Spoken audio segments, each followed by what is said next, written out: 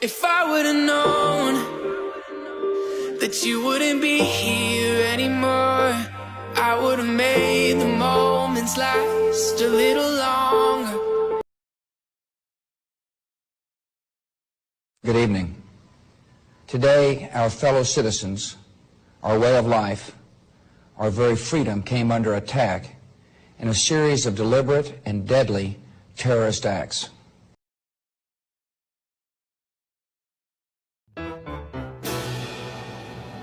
"8:45 a.m. American Airlines Flight Number 11 with 92 people on board crashed into the North Tower of the World Trade Center in New York City.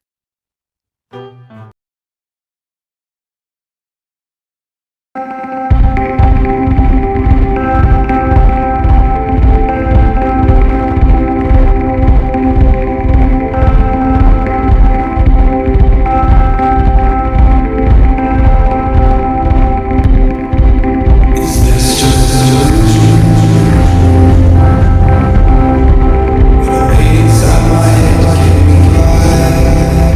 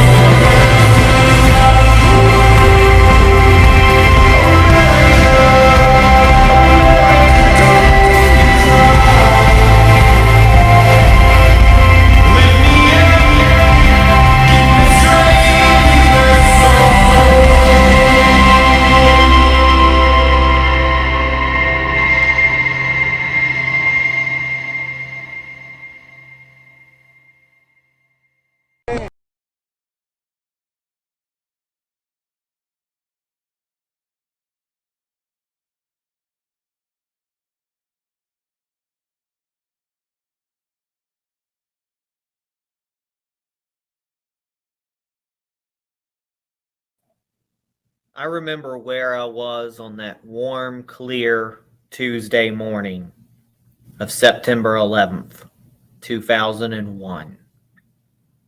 I will never forget. I will remember like it was yesterday. Where were you? On this day, many years ago, 246 people went to sleep in preparation for their morning flights. 2,606 people went to sleep in preparation for work in the morning. 343 firefighters went to sleep in preparation for their morning shift. 60 police officers went to sleep in preparation for their morning patrol. 8 paramedics went to sleep in preparation for their morning shift. None of them saw past 10 a.m. September 11th, 2001. In one single moment, life may never be the same. As you live and enjoy the breaths you today and tonight before you go to sleep in preparation for your life tomorrow, kiss the ones you love, snuggle those children a little tighter, and never take 1 second of your life for granted. We're praying for the families of those who lost a loved one on this day in this time period many years ago. Never forget. United we stood on September 11th. On a footnote, folks, there's a lot of you that weren't born during this time, and you just don't quite understand. It'd be like asking someone who lived through Pearl Harbor to forget about Pearl Harbor. For many of us in our ages, September 11th was our Pearl Harbor, and it will feel for the rest of our lives like it was yesterday.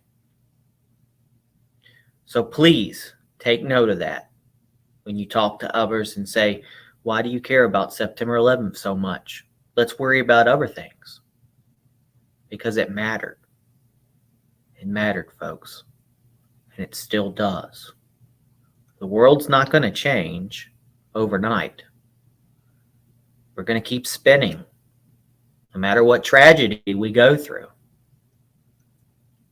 But there's some key points in our history that we cannot forget. And September 11th will always go down as a time we will never forget. God bless everybody. This shot showing you lower Manhattan, and everything is actually in pretty good shape now as we work into clear. This is the news leader, ABC 7 Eyewitness News. That's the news for now. Thanks so much for watching. Have a good morning, everyone. I'm Diana Williams. And I'm Bill Ritter. Nightline is up next, and Eyewitness News returns in just a few hours at 5 a.m. with live election coverage from the polls. For all of us here, Sam, Scott, and Denver, the entire team, have a great morning. See you tomorrow. What's it guys?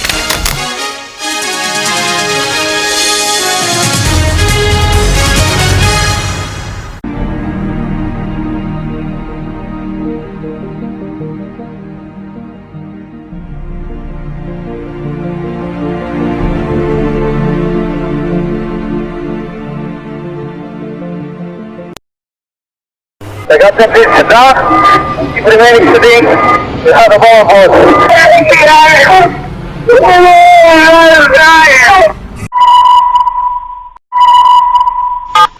Tuesday, 9:47 a.m. Hi, baby.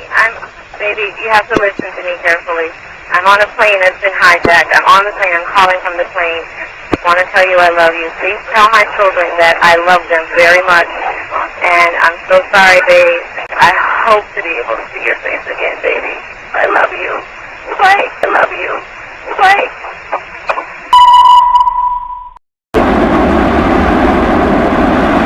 A new type of war. That's what it is.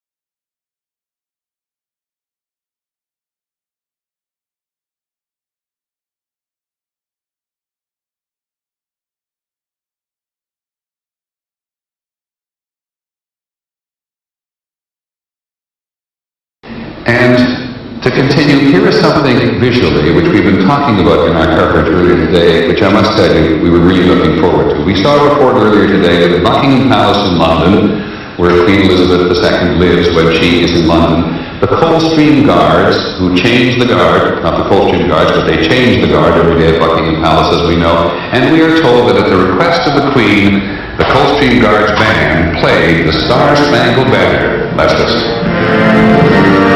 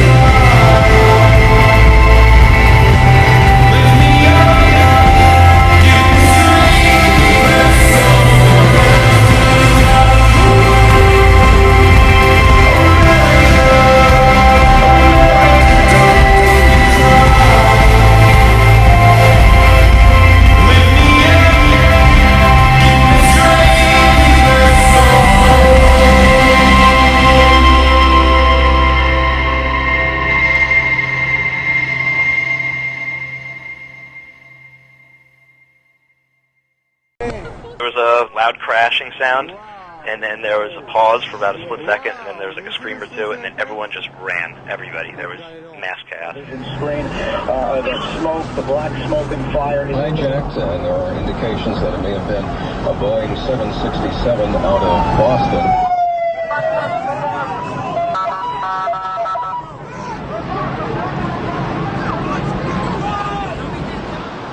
Just like a train rumbling for maybe like 35 seconds, and then there was like this pause, and then boom, hit with all the dust, and it was black. I mean, pitch black. I don't know if anybody could have survived being on the street at that time.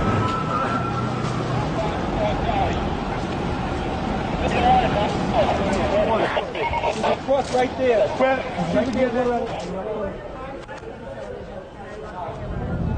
You can see the black smoke billowing out of the side of the Pentagon. It continues to billow out and cover much of the skyline here along the area, drifting along the Potomac River, casting a haze all over the Pentagon area. It didn't look like there was a plane at all. It was just obliterated when it hit the ground. He told me he was putting a plan together that he and others were going to take back the airplane. And he said, you know, Dina, I think we can do it. It's up to us. And we will strive now very hard to save as many people as possible and to send a message that the city of New York and the United States of America is much stronger than any group of barbaric terrorists. All of the suspects right now that I know that the U.S. is looking at are in the Middle East. And frankly, we have to put Osama bin Laden at the top of the list. We will make no distinction between the terrorists who committed these acts and those who harbored them. We've got to do something now and do it immediately. I mean, we're entitled to some semblance of security, some semblance of rationality, and I think that all died in New York. I've been in the city for years, and I've never heard it as silent and as sad as I've heard it tonight. This city is in shock, and unless you're here tonight, you don't quite comprehend it.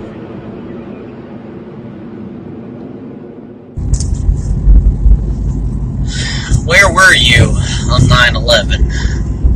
Well, I know I was sitting there waking up and being woke up by, hey, a plane just flew into a building. And I'm sitting there arguing, well, maybe it's an accident. I don't know. You know, who knows? And then that second plane flew in, and we were freaking out. We were thinking about we were going to pack, we were going to get on the road. I remember calling my parents who were in Florida.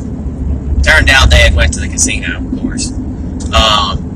Trying to call them frantically, trying to call them. We didn't have cell phones and things like that. As much, you know, back then.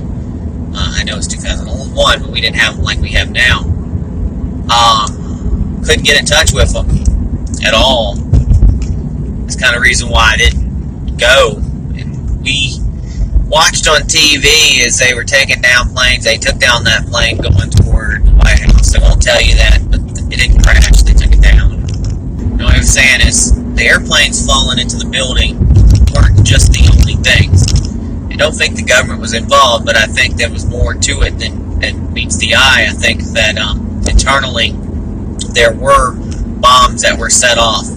They were smarter than the government wants to let on. They sat down, they detonated, and that's why they call it 9/11. But people died. Could you imagine the amount of videos and things we had? If we had Twitter and things that we have nowadays, 9/11 happened, how much video we would have had, how much even more closer, or at least the opportunity where people could have said their goodbyes on camera. But 9/11 people, millennials, nowadays, they do not understand. I just got on the radio and talked about it. They don't understand what happened. That's why there's so many youth that just don't understand. They've actually lived through a period of peace, and they think that Obama brought them that peace, or the tail end of W. No. We're just lucky that nothing other than, you know, the Boston bombing or some other things, nothing major like 9/11's happened since then. because we have to put those measures into order. We've had to put years of measures in airplanes, and things we have to get used to because of terrorism. Now, I tell you what, I remember the days after 9/11. The amount of patriotism in America we're never going to see ever again. It was like 4th of July for months. People had American flags everywhere. We weren't Republicans. We weren't Democrats. We were all Americans. We were all patriots. I miss those days. So God bless everybody. God bless the souls we lost on 9/11. And hope everybody's safe. God bless America. I'll talk to you later.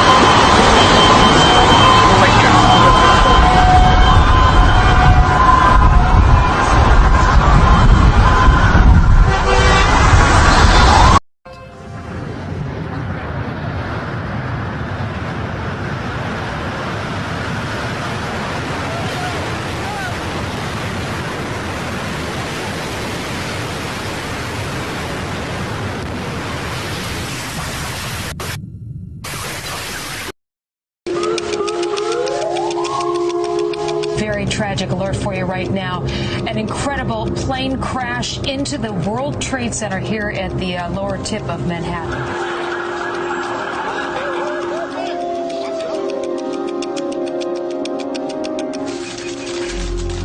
It was then White House Chief of Staff Andy Card who whispered the news into President Bush's ear. It would be America's darkest day, now 20 years ago. Today we've had a national tragedy. 2 airplanes have crashed into the World Trade Center in an apparent terrorist attack on our country. The South Tower of the World Trade Center collapsing. The North Tower falling 29 minutes later. In Washington, the center of American leadership, the Pentagon targeted, and another hijacked plane. Flight 93 crashing in Shanksville, Pennsylvania. On Wall Street, the explosion of the first building to come down was being felt in real time. But I just came back from outside, and I am covered with soot. Basically, I was outside when that third explosion occurred.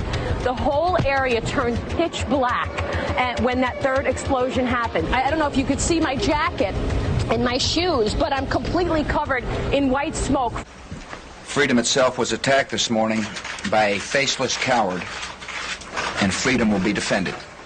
I'm standing in the very place that I reported from 20 years ago after the attacks. And what was most important for me that day was to communicate to the world that everyone was accounted for here at the New York Stock Exchange. It was a real team effort. Former New York Stock Exchange President Dick Grasso, one of the many unsung heroes that day. We had 3 floors in that building during the 1993 bombing. And sadly, we got the same message, and my folks were trapped for 6 hours in the building. You knew not to follow the same guidance. I said to David, get them out now. I don't care what they're saying. Outside, the debris was flying. There was papers and steel and just massive smoke in the air. The entire area was pitch black when the buildings came down.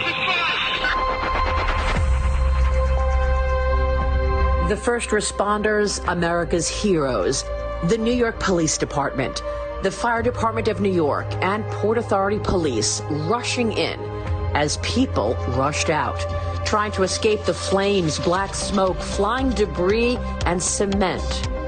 We lost 2,977 friends, family, and first responders that day. President Bush, then just 9 months into his first term as Commander-in-Chief, swore those responsible would be held accountable. I want you all to know that America today is on bended knee in prayer for the people whose lives were lost here, for the workers who work here, for the families who mourn. This nation stands with the good people of New York City and New Jersey and Connecticut as we mourn the loss of thousands of our citizens. I can hear you.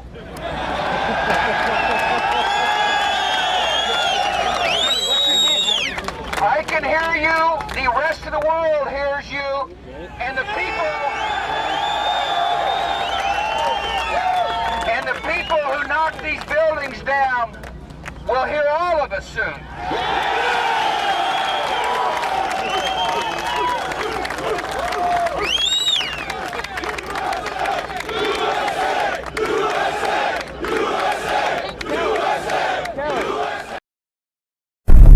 If we look to the answer as to why for so many years we achieved so much, prospered as no other people on earth, it was because here in this land we unleashed the energy and individual genius of man to a greater extent than has ever been done before.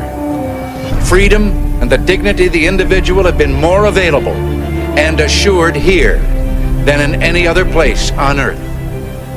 The price for this freedom at times has been high, but we have never been unwilling to pay that price. Those who say that we're in a time when there are no heroes, they just don't know where to look. The sloping hills of Arlington National Cemetery, with its row upon row of simple white markers bearing crosses or stars of David, they add up to only a tiny fraction of the price that has been paid for our freedom. Each one of those markers is a monument to the kind of hero I spoke of earlier. Their lives ended in places called Belleau Wood, the Argonne, Omaha Beach, Salerno, and halfway around the world on Guadalcanal, Tarawa, Pork Chop Hill, the Chosin Reservoir, and in 100 rice paddies and jungles of a place called Vietnam. Under one such marker lies a young man, Martin Treptow, who left his job in a small-town barber shop in 1917 to go to France with the famed Rainbow Division. There on the Western Front, he was killed trying to carry a message between battalions under heavy artillery fire. We're told that on his body was found a diary. On the flyleaf, under the heading, My Pledge, he had written these words: America must win this war. Therefore I will work, I will save, I will sacrifice, I will endure. I will fight cheerfully and do my utmost as if the issue of the whole struggle depended on me alone. We must realize that no arsenal or no weapon in the arsenals of the world is so formidable as the will and moral courage of free men and women. It is a weapon our adversaries in today's world do not have. It is a weapon that we as Americans do have. Let that be understood by those who practice terrorism and prey upon their neighbors. As for the enemies of freedom, those who are potential adversaries, they will be reminded that peace is the highest aspiration of the American people. We will negotiate for it, sacrifice for it. We will not surrender for it now or ever. We are Americans.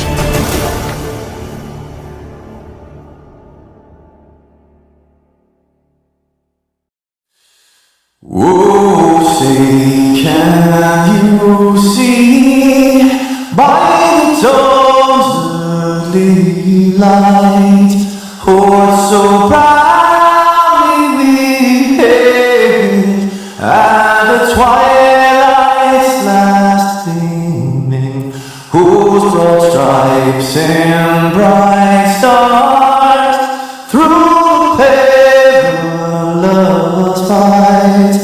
Oh, the ramparts we watched were so gallantly streaming, and the rocket's red glare, the bursting in air, gave proof through the night that our flag was still there. Oh, say does that star-spangled banner yet wave o'er the land of the free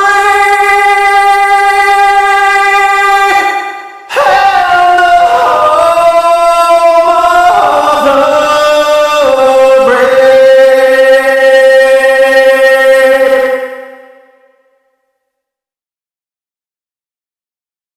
We grieve together for every mother and father, sister and brother, son and daughter who was stolen from us at the Twin Towers, the Pentagon, and here in this Pennsylvania field. We honor their sacrifice by pledging to never flinch in the face of evil and to do whatever it takes to keep America safe. In the wake of the September 11th attacks, courageous Americans raced into smoke, fire, and debris in Lower Manhattan, the Pentagon, and a field in Shanksville, Pennsylvania. The whole world witnessed the might and resilience of our nation in the extraordinary men and women of the New York Fire Department and the New York Police Department. Earlier this year, we fully reauthorized the Victims' Compensation Fund to the tune of billions and billions of dollars. When the World Trade Center came down, I saw something that no place on earth could have handled more beautifully, more humanely than New York. And the cleanup started the next day, and it was the most horrific cleanup probably in the history of doing this and in construction. I was down there, and I've never seen anything like it. I've seen two huge 110-story buildings that are reduced to rubble, thousands and thousands of lives. I just got to see something that I've never seen before. I have hundreds of men inside working right now, and we're bringing down another 125 in a little while, and they've never done work like this before. We come here in the knowledge that we cannot erase the pain or reverse the evil of that dark and wretched day. But we offer you all that we have, our unwavering loyalty, our undying devotion, and our eternal pledge that your loved ones will never, ever be forgotten.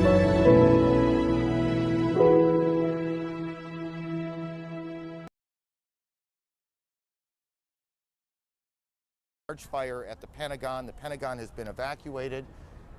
And there's, you can see, perhaps the second tower, the front tower, the top portion of which is collapsing. Good Lord.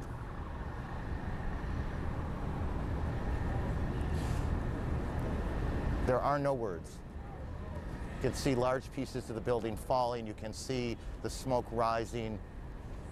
You can see a portion of the side of the building now just being covered on the right side as I look at it, covered in smoke. This is just a horrific scene and a horrific moment. The president, who is in Florida today, is en route back to the White House. He took off a short time ago. The White House itself has been evacuated on the basis of what the Secret Service says was a credible threat on the mansion itself. We believe now that we can say that portions of both towers of the World Trade Center have collapsed. Whether there were second explosions, that is to say explosions other than the planes hitting them, that caused this to happen, we cannot tell you. Rose Arce, one of our CNN producers, is on the phone. Rose, what do you got? I'm about a block away, and there were several people that were hanging out the windows right below where the plane crashed, when suddenly you saw the top of the building start to shake, and people began leaping from the windows in the north side of the building. You saw two people at first plummet, and then a third one, and then the entire top of the building just blew up, and splinters of debris are falling on the street. Where I'm right now, there's a thick plume of smoke, and you can see crowds of people, including emergency service workers and police officers, running from the scene, screaming, and there's a school nearby where there were kids in the schoolyard. That has been emptied out, and they're running up the street now, too. The whole sort of the neighborhood, I'd say several blocks up, is covered by this almost powdery smoke, little tiny pieces of building you can see just floating in the wind around it. It's almost like a huge cloud had kind of enveloped that part of lower Manhattan. It is just one of those awful moments that you need to look at for a minute or two to absorb exactly what has happened.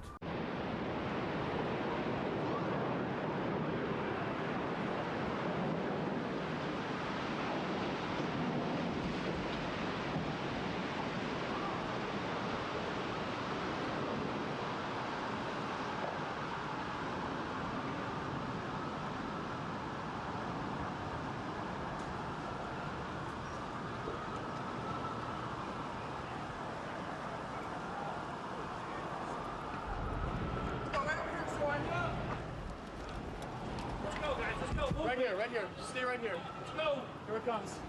Move it now. Let's go.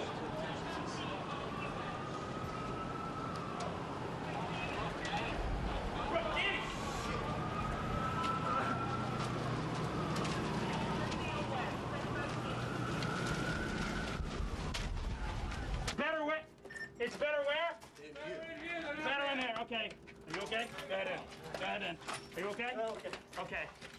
Is everyone okay?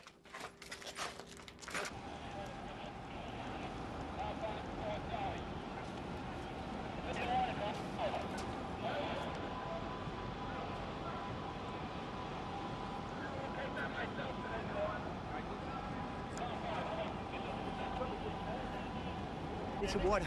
Well, I don't have any. This fucking thing. I'll get some more. Go under the fire truck. Right there's the closest fire truck has water right there. You have no water? You got water? If you can find any of those spots, I can get some water. There's a truck right there. Right there. They're staging a battery truck. You can get there. I'm sure they'll stage it over here too. Hey, remember what? Give us to the fire.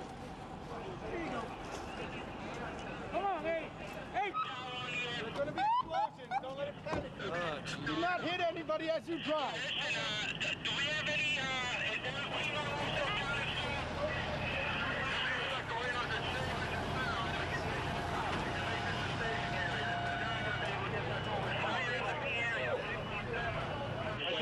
I thought it was over.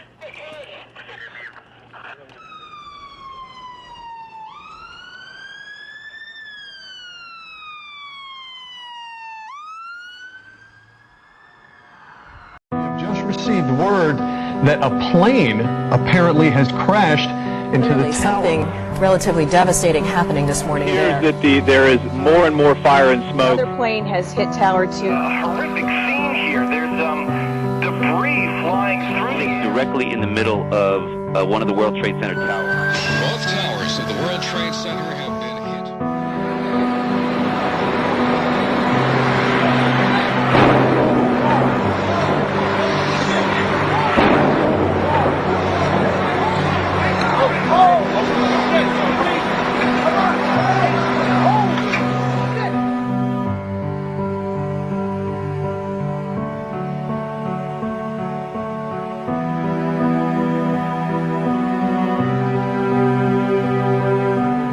And there was a plane. Next thing you know, we heard boom. We ran up to the corner and hit right into the World Trade Center. We have something that has happened here at the World Trade Center. We noticed flame and an awful lot of smoke from one of the towers of the World Trade Center.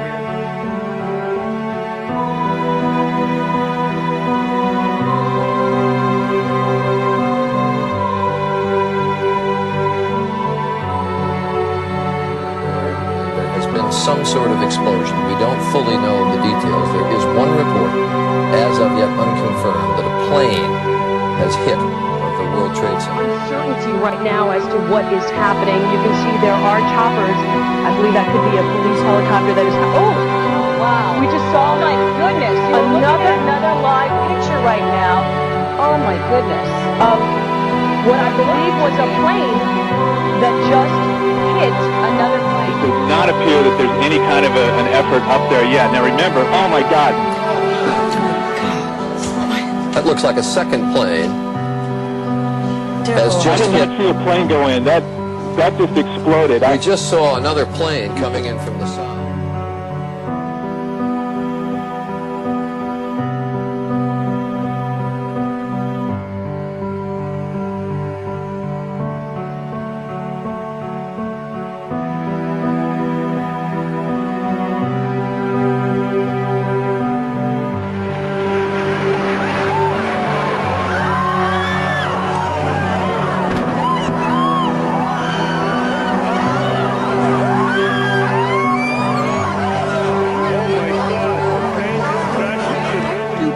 Crashed into the Twin Towers of the World Trade Center in New York this morning.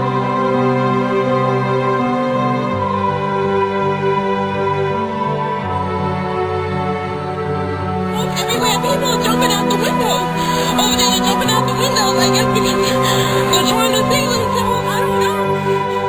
Part of the Twin Tower obviously folding, coming crashing down. We're watching a live. It is right. We're watching a live.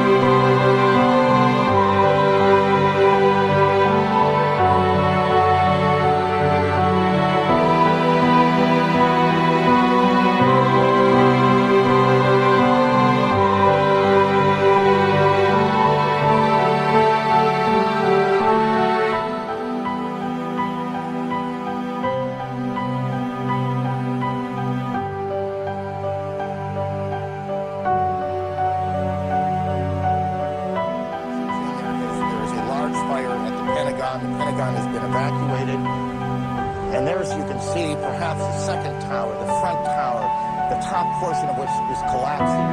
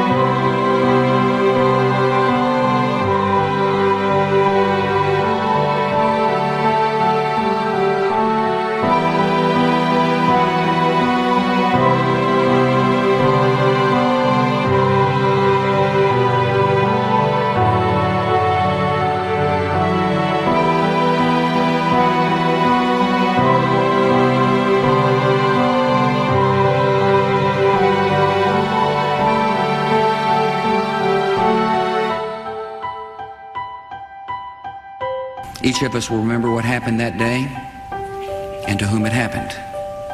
We'll remember the moment the news came, where we were and what we were doing.